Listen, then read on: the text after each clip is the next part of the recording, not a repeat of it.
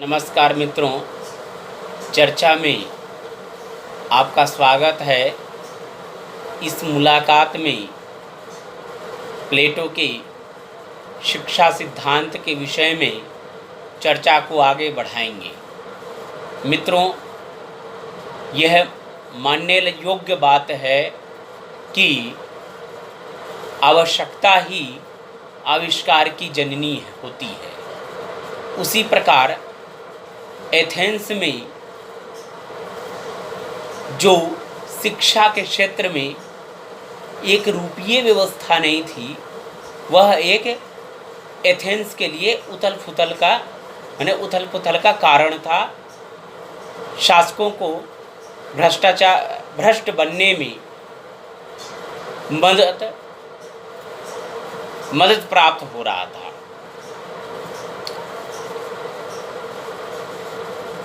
जब एथेंस का संपूर्ण तरीके से विकास हुआ पेरिक्लीस के नेतृत्व में, तो एथेंस के बाहर से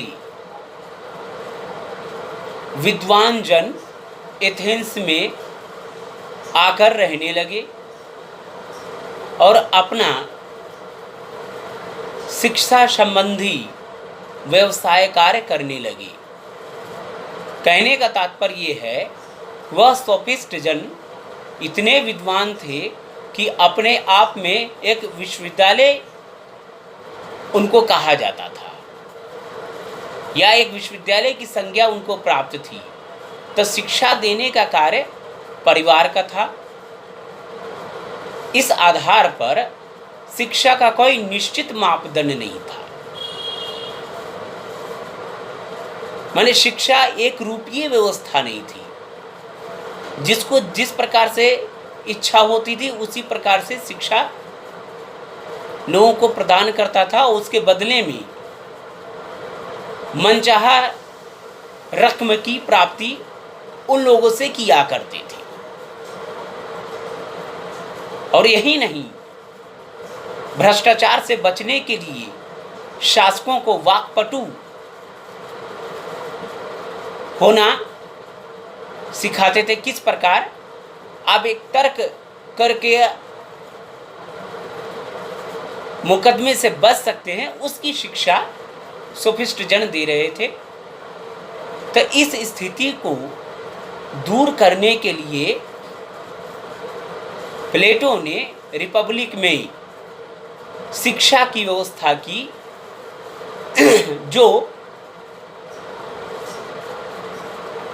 जिस पर राज्य का पूर्ण नियंत्रण होगा और शिक्षा के क्षेत्र में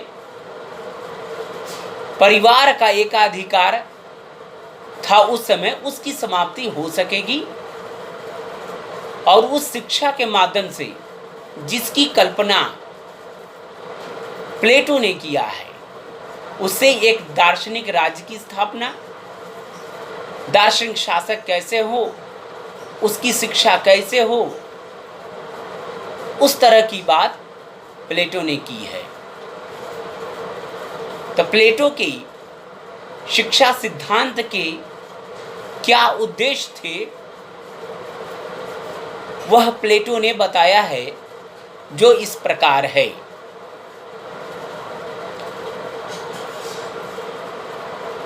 सार्वजनिक या कर्तव्य परायण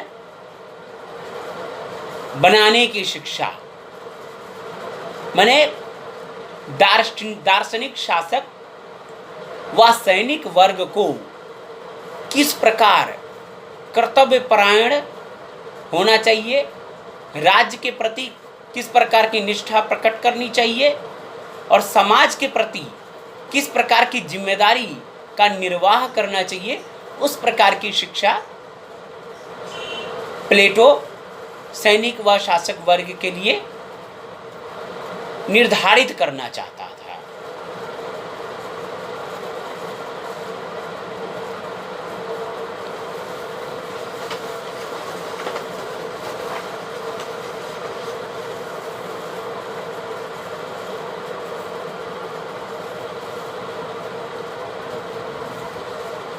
और सत्य का अनुसंधान।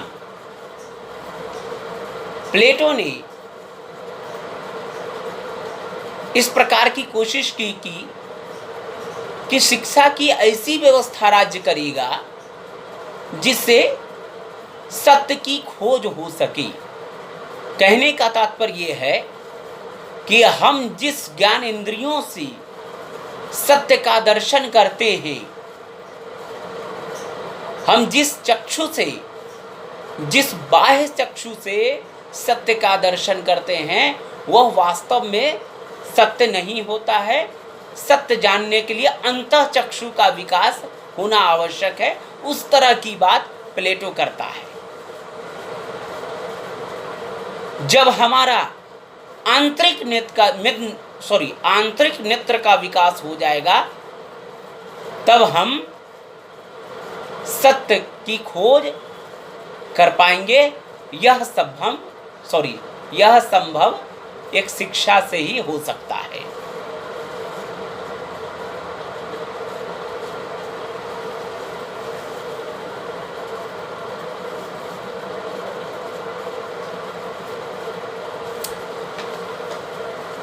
और प्लेटो ने कहा है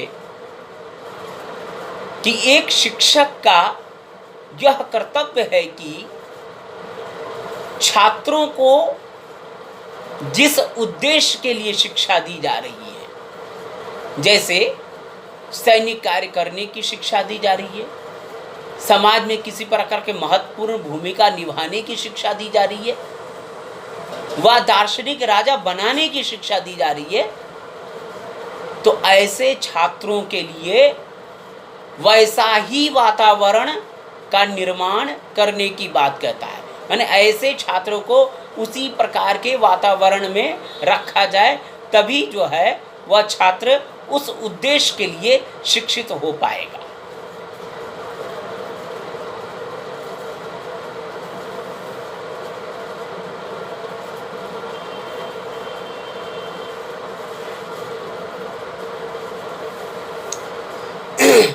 और शिक्षकों का यह कर्तव्य है कि छात्रों में आंतरिक शक्ति का विकास किया जाए।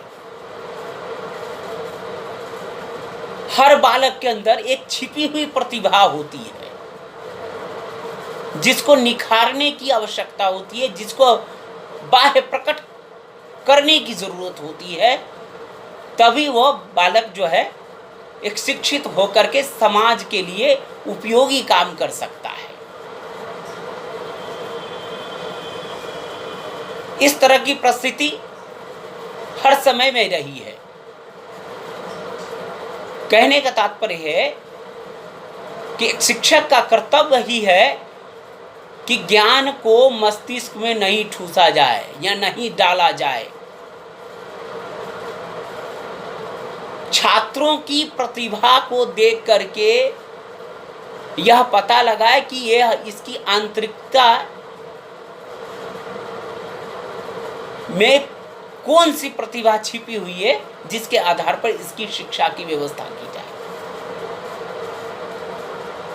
और कहता है कि जो प्राथमिक शिक्षा का काल होगा,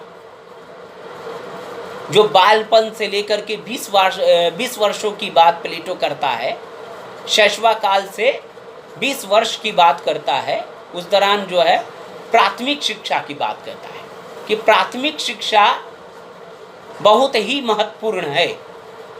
इस अवस्था में बालकों की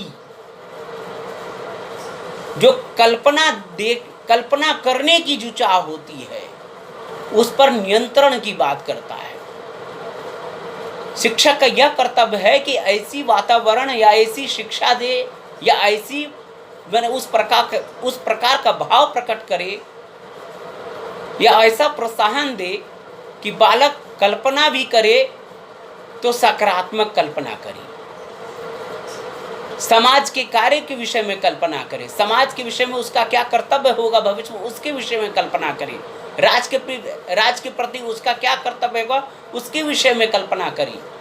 और कहता है कि जो भावनाएं हैं उसको सुधारने का कार्य करे। कभी कभी नकारात्मक भावना जो है एक बालक के लिए अत्यंत नुकसानदायक सिद्ध होता है। तो एक शिक्षक का कर्तव्य है छात्र के लिए कि उसकी भावना का परिष्कृत करे, उसकी भावना में सुधार करे।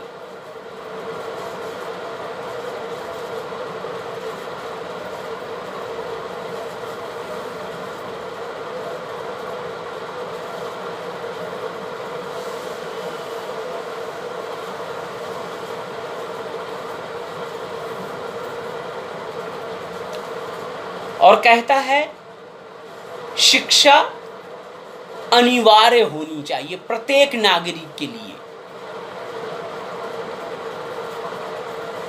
मैंने ये शिक्षा जो है प्रत्येक नागरिक के लिए अनिवार्य होने चाहिए, जिसको प्राप्त करके व्यक्ति सद्गुणी बन सके, समाज और राज्य के लिए काम आ सके। ऐसी शिक्षा प्रत्येक व्यक्ति को देनी चाहिए और प्रत्येक व्यक्ति और बालक के लिए शिक्षा अनिवार्य होनी चाहिए। और कहता है कि शिक्षा राज नियंत्रित होनी चाहिए। वो इसलिए मित्रों कि जिस समय प्लेटो का बौद्धिक का विकास हो रहा था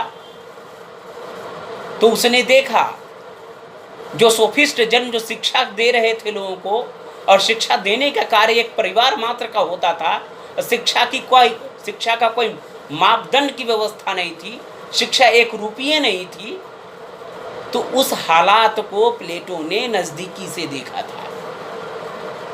इसलिए कहता है कि शिक्षा राज नियंत्रित होनी चाहिए, शिक्षा की व्यवस्था एक रूपीय होनी चाहिए। इस तरह की बात प्लेटो करता है।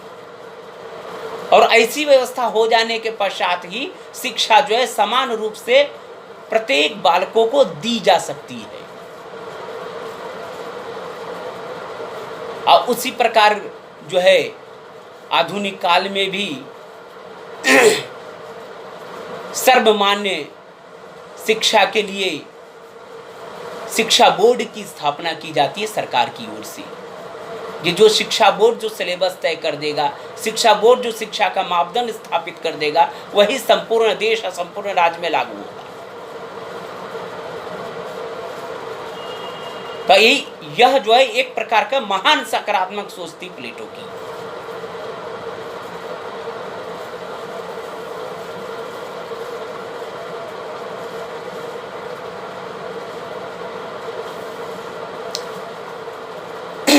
और कहता है स्त्री पुरुषों के लिए सामान्य शिक्षा। आज से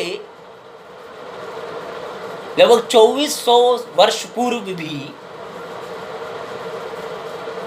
स्त्रियों की निम्न स्थिति थी मित्रों। स्त्रियों को शिक्षा से वंचित रखा गया था, स्त्रियों को सामाजिक कार्य से वंचित रखा गया था, स्त्रियों को राजकाज से वंचित रखा गया था। इस कुप्रथा को दूर करने के लिए, ऐसी कुव्यवस्था को दूर करने के लिए प्लेटो ने कहा अपने शिक्षा सिद्धांत में कि स्त्रियां बौद्धिक आधार पर पुरुषों से कहीं कमजोर नहीं होती है, किसी प्रकार से कमजोर नहीं होती है। इसलिए स्त्री पुरुष के लिए एक समान शिक्षा की व्यवस्था होनी चाहिए। यह भी एक प्रकार का महान कार्य है।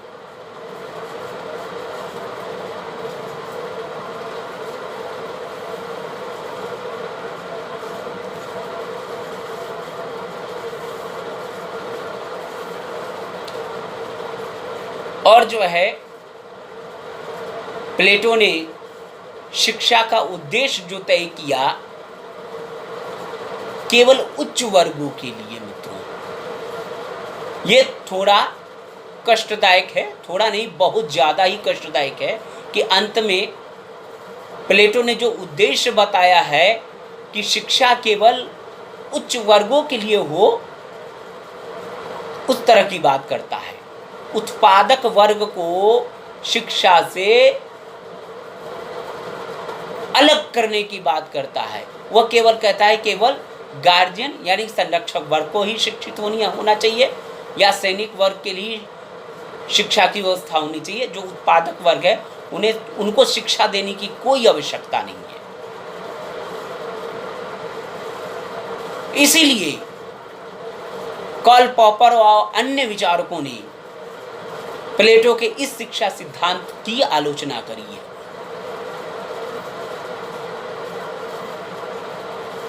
आलोचकों ने कहा कि ऐसी व्यवस्था की आवश्यकता 21वीं सदी में नहीं है।